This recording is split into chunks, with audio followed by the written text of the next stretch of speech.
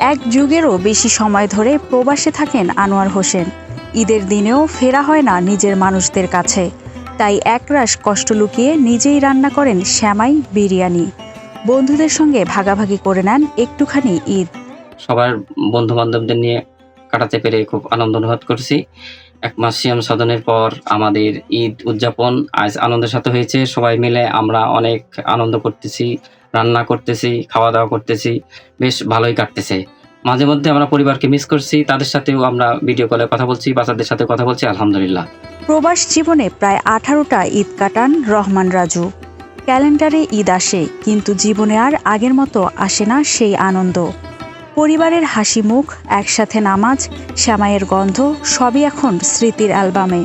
এই যে একা একা ঈদ নামাজ পড়ে এসে আবার আজকে ডিউটি করতেছি,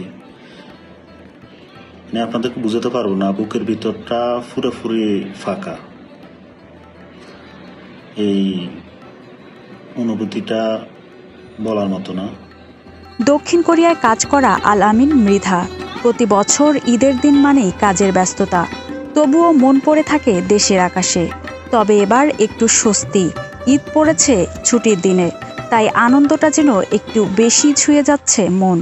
সবসময় দেখা যায় যে কর্মব্যস্ততার কারণে কর্মদিবসেই ঈদ করলে অতটা আনন্দ হয় না, আর এবার যেহেতু বন্ধের দিনে ঈদ পড়েছে, এই জন্য দক্ষিণ কোরিয়াতে আনন্দের জায়গাটা দ্বিগুণ হয়েছে। আসলে দক্ষিণ কোরিয়াতে পরিবার ছাড়া ঈদ বলতে খুবই কষ্টকর একটা বিষয়। পরিবার ছাড়া এত দূর প্রবাসে থাকি আমরা যারা, সবাই খুবই পরিবারকে মিস করা হয় অনেক বেশি। প্রবাসীদের ঈদ শুধু উৎসব নয়, এটা ত্যাগের গল্প, না বলা কষ্টের গল্প।